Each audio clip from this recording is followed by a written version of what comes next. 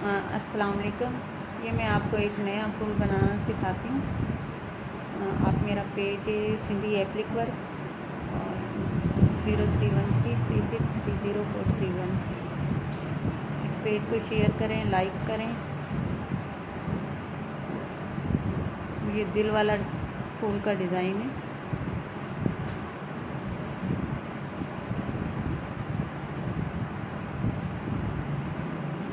ये आप इधर से कट करें। ये ओपन करके दिखाती हूँ। ये फूल तैयार हो गया। ये देखें, बहुत ही इजी तरीके से उसी स्टेप को आप 2 से 3 दफ़ा दोबारा।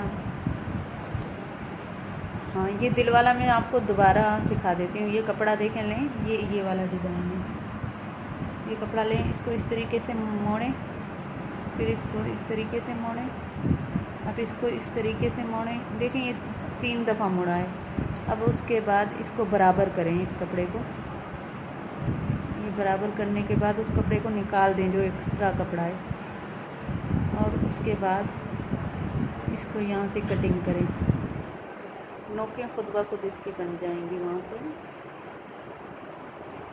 ये देखिए, बस बहुत ही इजी तरीके से आपको ये मैंने दिल वाला फूल सिखा दिया। ठीक है, इस तरीके से आप इसको कट करें।